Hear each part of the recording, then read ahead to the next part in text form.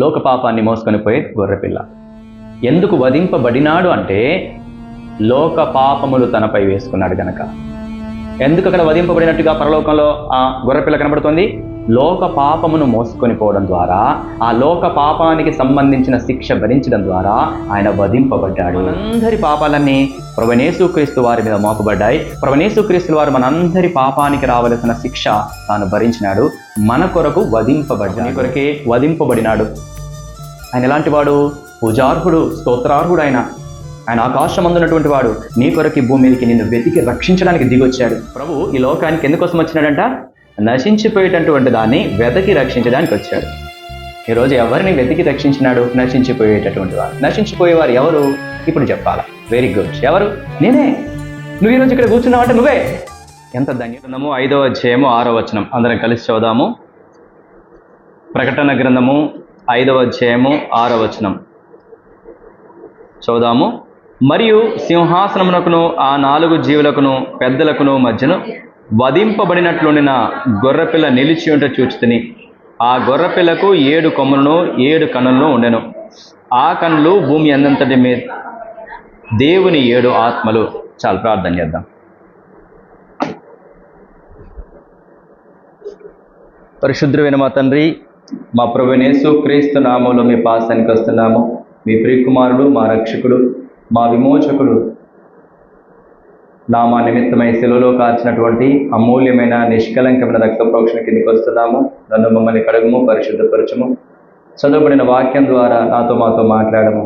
ఓ తండ్రి, నేనే తలుపులను ఐగిడను, నిష్ప్రయోజనమైన దాసును ఒప్పుకుంటున్నాను. సిలువ చాటును మరుగుపరచము.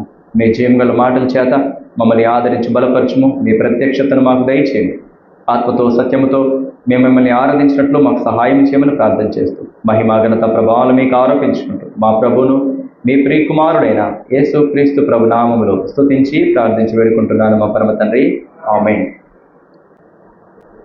యోహాను రాసిన ప్రకటన గ్రంథము 5వ అధ్యాయము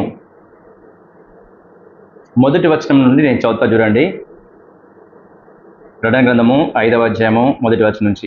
మరియు లోపటను వెలపటను వ్రాత కలిగి 7 ముద్రలు గట్టిగా వేసి ఉన్న ఒక గ్రంథము సింహాసనమునందు ఆసీనుడైన వాని కుడి చేత చూచితిని. మరియు వాని ముద్రలు మరియు దాని ముద్రలు తీసి ఆ గ్రంథము విప్పుటకు యోగ్యుడెవడని బలిష్ఠుడైన ఒక దేవదూత బిగ్గరగా ప్రచురింపక చూచితిని. అయితే పరలోకమందు గాని భూమి మీద గాని భూమి క్రింద గాని ఆ గ్రంథము విప్పుటకైనను చూచుటకైనను ఎవనికి శక్తి లేకపోయిను. ఆ గ్రంథము విప్పుటకైనను చూచుటకైనను యోగ్యుడెవడును కనబడనందున నేను బహుగా ఏడ్చుచుండగా ఆ పెద్దల్లో ఒకడు, ఏడవకుము, ఇదిగో దావీదుకు చిగురైన యూదా గోత్రపు సింహము 7 ముద్రను తీసి ఆ గ్రంథమును విప్పుటకై జయము పొందినని నాతో చెప్పెను. మరియు సింహాసనమునకును ఆ 4 జీవులకును పెద్దలకును మధ్యను వధింపబడినట్లుండిన గొర్రెపిల్ల నిలిచి ఉంట చూచితిని. ఆ గొర్రెపిల్లకు 7 కొమ్ములను 7 కనులను ఉండెను. ఆ కనులు భూమి అంతటా పంపబడిన దేవుని 7 ఆత్మలు.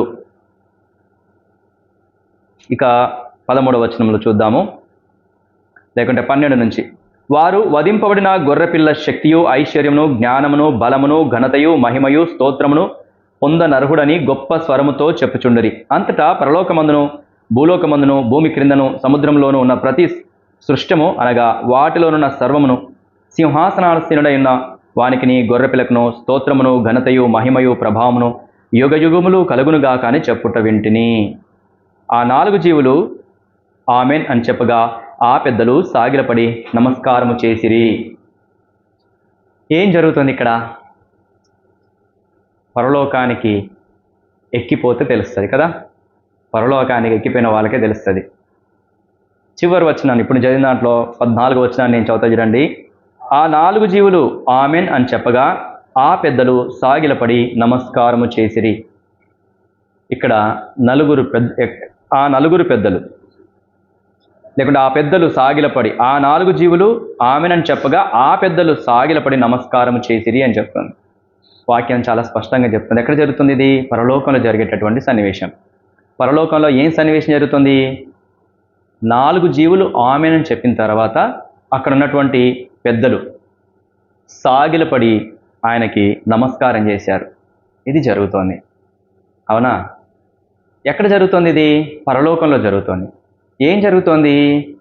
పెద్దలందరూ కూడా సాగిలపడి నమస్కారం చేస్తున్నారు. ఎవరికి ఎవరికి చేస్తున్నారు నమస్కారము అంటే 13వ వచనంలో, అంతటా పరలోకమందును భూలోకమందును భూమి క్రిందను సముద్రములోను ఉన్న ప్రతి సృష్టము అనగా వాటిలోనున్న సర్వమును సింహాసనాసీనుడైన వానికిని గొర్రెపిల్లకును స్తోత్రమును ఘనతయు మహిమయు ప్రభావమును యుగయుగములు కలుగునుగాక అని చెప్పుట వింటిని. ఎవరికి స్తోత్రం చేస్తున్నారు? ఎవరికి సాగిల పడుతున్నారు? ఎవరికి నమస్కారం చేస్తున్నారు? ఇది మనకు అర్థం కావాలా. ఎవరికని రాయబడింది 13వ వచనంలో? చూడు, మొదటిగా సింహాసనాసీనుడైన వానికిని, తర్వాత గొర్రె పిల్లకును. ఎవరికి స్తోత్రం చేస్తున్నారు? ఎవరికి నమస్కారం చేస్తున్నారు? ఎవరికి సాగిల పడుతున్నారు? ఎవరెవరికి చెప్పండి? సింహాసనాసీనుడైన వానికిని, అలాగే గొర్రె పిల్లకును. సింహాసనాసీనుడైనది తండ్రి అయినటువంటి దేవుడు. ఈ గొర్రె పిల్ల ఎవరు? మన ప్రభు అయిన యేసుక్రీస్తుల వారు. ఆయన స్తోత్రార్హుడు, ఆయన పూజార్హుడు కదా. మన ప్రభు అయిన యేసుక్రీస్తుల వారు స్తోత్రార్హుడు, పూజార్హుడు. ఆయనకి ఏం కలగాలంట? ఆయనకి ఏం కలుగుతుంది అని ఇక్కడ రాయబడింది చూడండి. స్తోత్రము, ఘనత, మహిమ, ప్రభావము. ఎవరెవరికి ఇవి? ఏంటివి ఇవి కలగాల్సినవి? స్తోత్రము ఏమేమి ఉన్నాయి ఇక్కడ చూడండి. స్తోత్రము, ఘనత, మహిమ, ప్రభావము.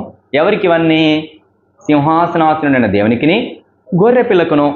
ఇవన్నీ వాళ్ళకి చెందాల్సినవి, తండ్రి అయిన దేవునికి చెందాల్సినవి, అనగే మన ప్రభుని యేసుక్రీస్తుల వారికి కూడా చెందాల్సినవి కదా. అంటే మన ప్రభుని యేసుక్రీస్తుల వారు ఎవరిక్కడ? దేవాది దేవునిగా కనబడుతున్నాడు, సృష్టికర్త అయినటువంటి దేవునిగా కనబడుతున్నాడు, స్తోత్రములు పొందుటకు అర్హుడుగా కనబడుతున్నాడు, సాగిలపడి పూజించడానికి అర్హుడుగా మన దేవుడు కనబడుతున్నాడు, మన ప్రభుని యేసుక్రీస్తుల వారు కనబడుతున్నారు. సరే, ఇది ఎక్కడ జరుగుతోంది? పరలోకంలో జరుగుతుంది. వాళ్ళు ఆ 4 జీవులు ఆమె నేను చెప్పగానే అక్కడ ఉన్నటువంటి పెద్దలంతా కూడా సాగిలపడి ఆయనకి నమస్కారం చేస్తున్నారు, ఆరాధిస్తున్నారు, ఘనపరుస్తున్నారు, పూజిస్తున్నారు. ఎవరిని? తండ్రి అయిన దేవుణ్ణి, అలాగే మన ప్రభువైన యేసుక్రీస్తుల వారిని.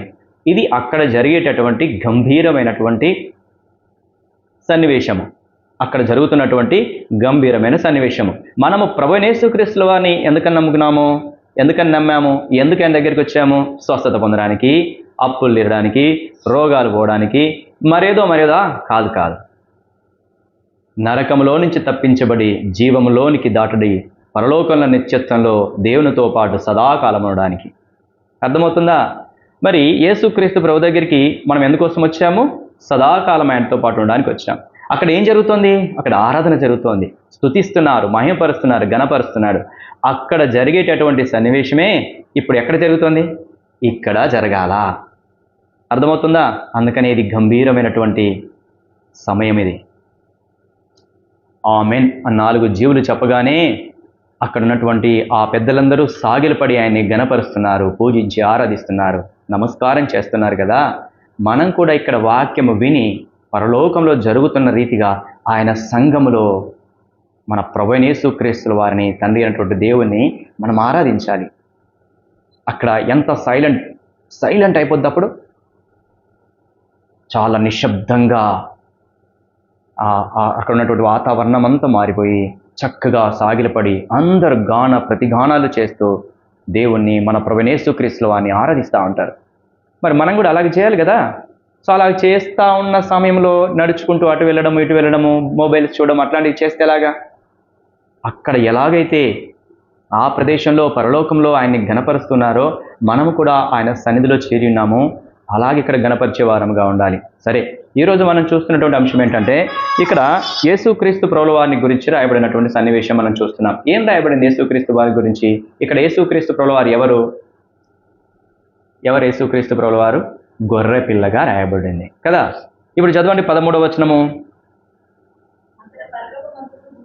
అంతటా పరలోకమందును భూలోకమందును భూమి క్రిందను సముద్రములోను ఉన్న ప్రతి సృష్టము అనగా వాటిలోనున్న సర్వమును సింహాసనాసీనుడై ఉన్న వానికిని గొర్రె పిల్లకును స్తోత్రమును ఘనతయు మహిమయు ప్రభావమును. ఎవరెవరికి? గొర్రెపిల్ల అని రాయబడింది. ఈ గొర్రెపిల్ల ఎలా ఉందో మనము 6వ వచనంలో చూసాం. ఈ గొర్రెపిల్ల 5వ వచనంలో ఉండని చూసాం.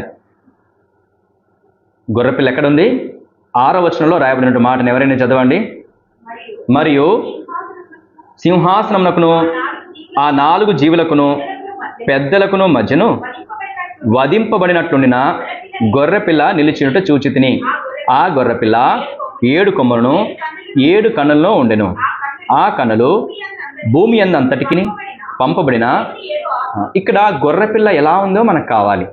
ఇక్కడ గొర్రెపిల్లకు వాళ్ళు ఆరాధన చేస్తున్నారు, స్తుతిస్తున్నారు, మహిమపరుస్తున్నారు, సాగిలపడి నమస్కారం చేస్తున్నారు. సాగిలపడి అంటే తెలుసుగా, ఇలాగా పూర్తిగా సాగిలపడి ఆ గొర్రెపిల్లకు నమస్కారం. ఆ గొర్రెపిల్ల ఎలా ఉందో ఇక్కడ రాయబడుతుంది. ఆ గొర్రెపిల్ల ఎలా కనబడుతుంది చెప్పండి.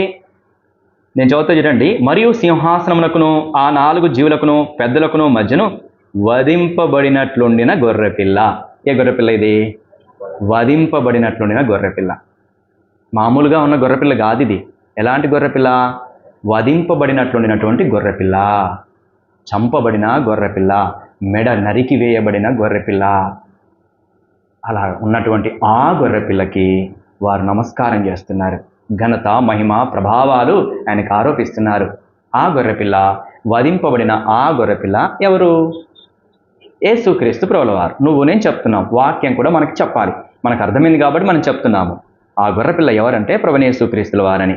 చూద్దామా దానికి సంబంధించిన రెఫరెన్స్? రండి. యోహాను సువార్త 1వ అధ్యాయము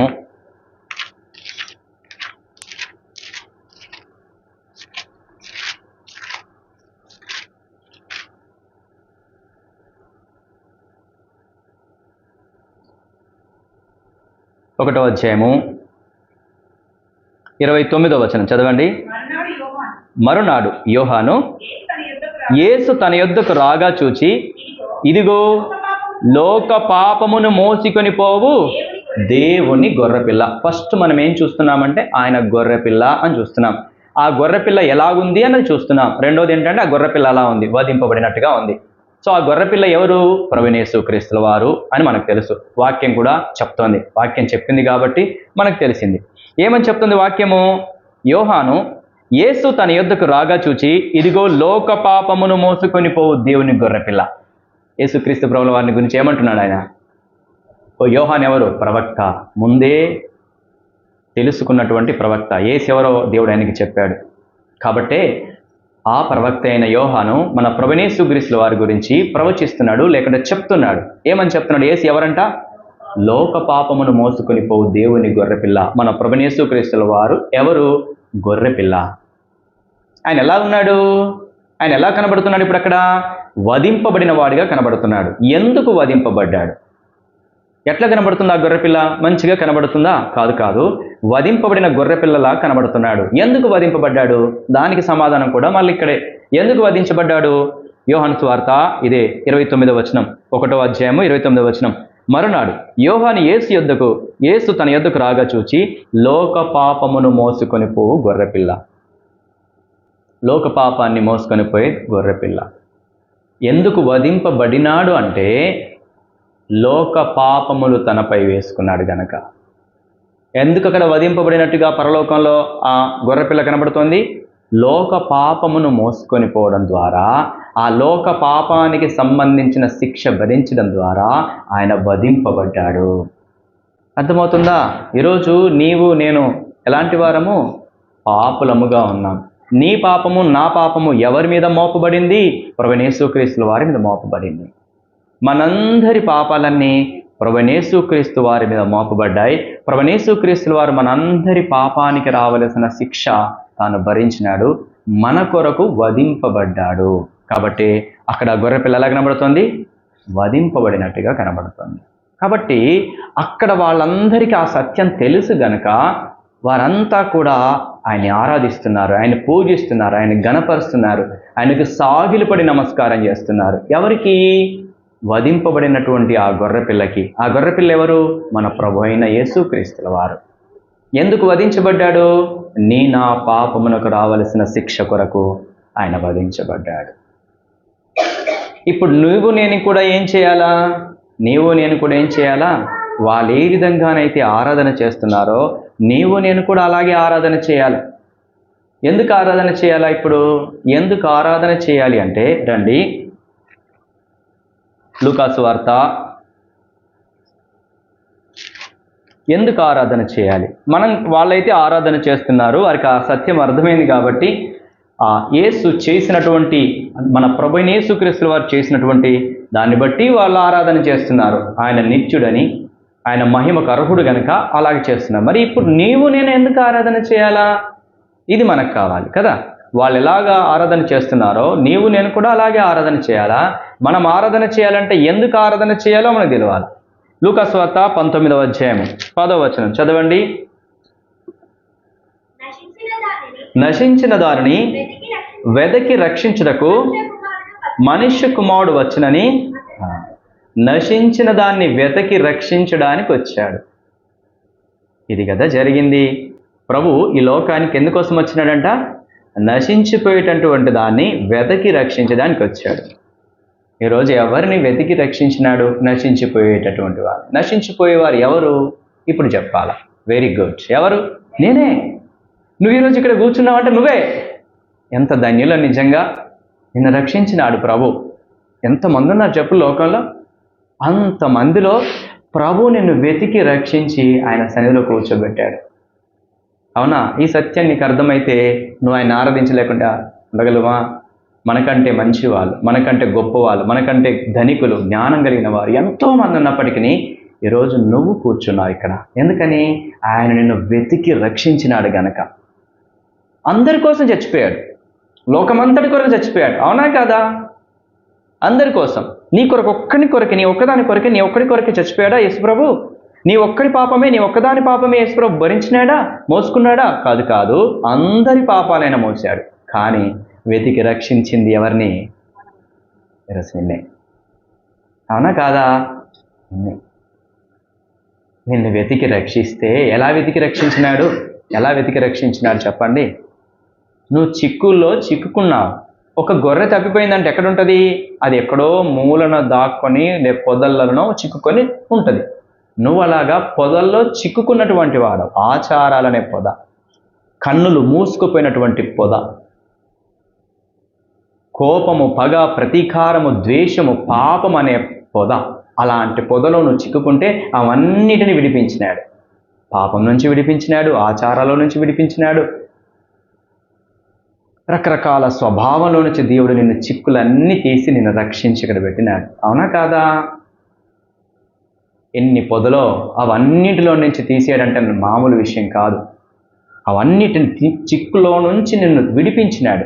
శ్రమ అనే పొద, పాపం అనే పొద, రోగం అనే పొద, అవమానాలనే పొద, దుఃఖం అనే పొద, ఒంటరితనం అనే పొద, ఇవన్నిట్లో సతమతమైపోయి చిక్కుకొని ఉన్నటువంటి నిన్ను ఆ చిక్కుల్లో నుంచి ప్రభు విడిపించి నిన్ను ఆయన రక్షించుకున్నాడు, నిన్ను కూర్చోబెట్టినాడు.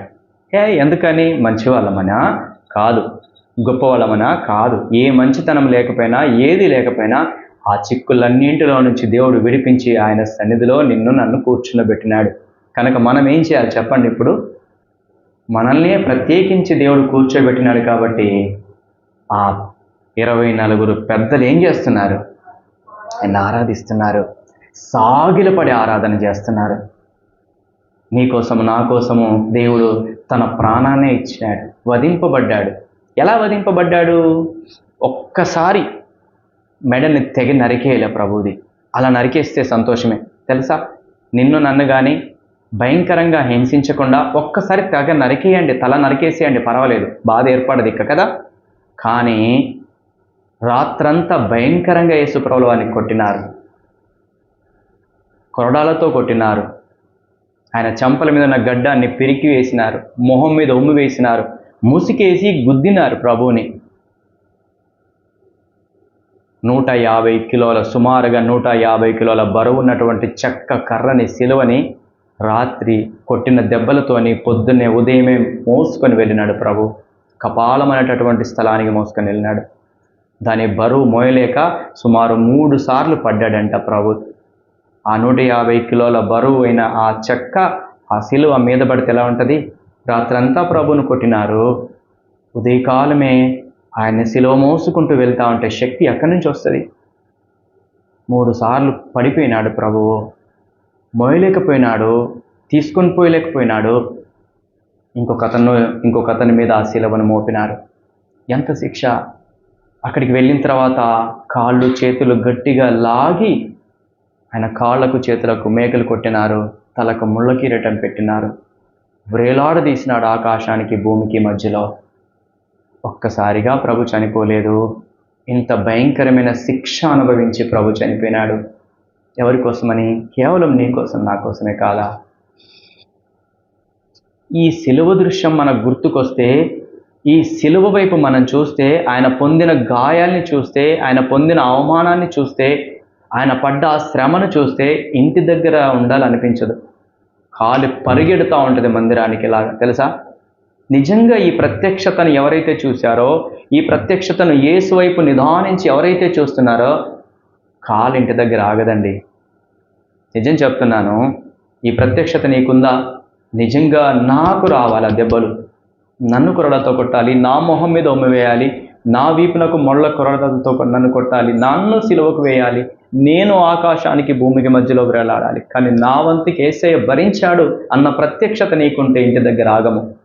దేవుని సన్నిధిలో గడపడానికి, దేవుని ఆరాధించడానికి పరిగెత్తుకొని వస్తాం. ఈ ప్రత్యక్షత లేని వారు ఖచ్చితంగా రారు. నువ్వు ఎన్నిసార్లైనా చెప్పు, ఎన్నిసార్లైనా గద్దించు, ఏమన్నాను చేయరు. కాబట్టి ఈ ప్రత్యక్షత నీకుంటే నువ్వు ఈరోజు ఆరాధన చేయి. ప్రభు నీ కొరకే వధింపబడినాడు. ఆయన ఎలాంటి వాడు? పూజార్హుడు, స్తోత్రార్హుడు. ఆయన ఆకాశమందున్నటువంటి వాడు. నీ కొరకి భూమి మీదకి నిన్ను వెతికి రక్షించడానికి దిగొచ్చాడు. ఆయన తల వాల్చుకొనుటకు స్థలమైనా లేని కటిక దరిద్రుడయ్యాడు. అర్థమైందా అన్న? ఎవరికి ఇక్కడ స్థలం లేని వాళ్ళు ఎవరున్నారు చెప్పండి? ఇల్లు లేని వాళ్ళు ఎవరున్నారు? భూమి జాగ లేని వాళ్ళు ఎవరున్నారు? అని యేసు ప్రభు భూమి జాగ లేనివాడుగా మారాడు. ఏం లేదు ఆయనకి. అనే చెప్పాడు, అయ్యా నేను నీతో పాటు వస్తాను, నువ్వు ఎక్కడుంటావో చెప్పు అంటే, నక్కలకు బొరియలు, ఆకాశ పక్షులకు గూళ్ళున్నాయి కానీ మనిషి కుమారుని తలదాల్చుకోవడానికి గూడు లేదు, స్థలము లేదు అన్నాడు. అంత కటిక దరిద్రుడిగా చేయబడ్డాడు యేసు ప్రభు. పడుకున్నది ఎక్కడ దొరికితే అక్కడ, ఏది పెడితే అది తినేశాడు. పడుకోవడానికి ప్లేస్ లేదు, తినడానికి సరైన భోజనం లేదు. ఎందుకని? ఆయన సర్వ సృష్టికర్త అయిన దేవుడై ఉండి నీ కొరకలా బ్రతికినాడు ఇక్కడ. అర్థమవుతుందా? ఎందుకని చెప్పండి? తన దారిద్రతలో నుంచి మనల్ని ధనవంతులుగా చేయాలని ప్రభు దరిద్రుడు అయ్యాడు. నీ కొరకు దరిద్రుడు అయ్యాడు ప్రభు. నీ కొరకు స్థలం లేనివాడుగా, గూడు లేనివాడుగా, భోజనం లేనటువంటి వాడుగా, చలికి వణుకుతో ఎండకి ఎండినటువంటి వాడుగా ప్రభువైన యేసుక్రీస్తు వారు ఇక్కడ నివసించినాడు. నీకు రావలసిన సమానార్థమైన శిక్ష భరించి నీ కొరకు ప్రభువైన యేసు కేక వేసి ప్రాణం విడిచిన వాడుగా ఉన్నాడు. నువ్వు ఆయన్ని స్తుతించకుండా ఎలా ఉంటావు? వెతికి రక్షించినాడు. నువ్వు పొదల్లో చిక్కుకొని ఉన్నావు, రావట్లే. నువ్వు ఎన్నిసార్లు చెప్పినా మందిరానికి రా, యేసు దగ్గరికి రా అంటే వచ్చామా? రాలే. ఎందుకు రాలేదు? చిక్కుకొని ఉన్నాం. బంధాల చేత చిక్కుబడి ఉన్నాం, పాపము చేత చిక్కుబడి ఉన్నాం, శ్రమల చేత చిక్కుబడి ఉన్నాం. అనేక రకాల ముండ్ల పొదలు మనల్ని చిక్కులు పెట్టున్నాయి. అవన్నిటిలో నుంచి విడిపించి ఈరోజు నేను కూర్చోబెట్టాడు, తెలుసా? కాబట్టి ఆయన స్తుతించకుండా మనం ఎలా ఉండగలుగుతాము? ఆ 24 పెద్దలు సాగిలపడి ఆయన ఆరాధన చేస్తున్నారు, ఆయన గణపరుస్తున్నారు. అక్కడ జరిగేదే ఇక్కడ జరుగుతోంది, అది గుర్తుపెట్టుకోవాలి. మీకు పోయిన వారం అందుకనే చెప్పాను, ఇది గంభీరమైన సమయము. ఆ గంభీర సమయంలో మాట్లాడాలు, ఫోన్లు చూడాలు, ఇంకా బయటికి వెళ్ళడాలు అలాంటివి ఏం చేయకూడదు. దేవుని సన్నిధి నిలిచి ఉండే స్థలము, ఆ మహామహుని ఆరాధించేటటువంటి సమయము, ఆ గొప్పవాణ్ణి ఆరాధించే సమయము, మన కొరకు వధింపబడిన మన ప్రభువైన యేసుక్రీస్తును ఆరాధించే సమయము. డిస్టర్బెన్స్ చేయాలని సాతాను చూస్తే డిస్టర్బెన్స్ కాకూడదు. ఆ ఆరాధన చేయకుండా ఆపాలని చూస్తాడు, మనం ఆపకూడదు. కాబట్టి ఎవ్వరూ వెళ్ళిపోకుండా మనం ఆయన్ని ఆరాధన చేద్దాం. పరలోకంలో జరుగుతున్న ఆరాధన ఇక్కడ జరగాలి.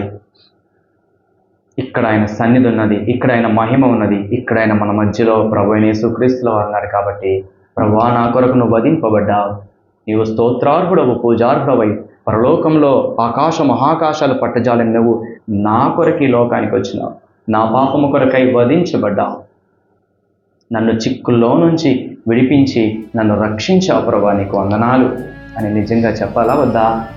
చెప్పుదాం అలాగా. సరే, అందరం లేచి నిలబడి ఒక పాట పాడి మనం ఆరాధనలో ప్రవేశిస్తాము.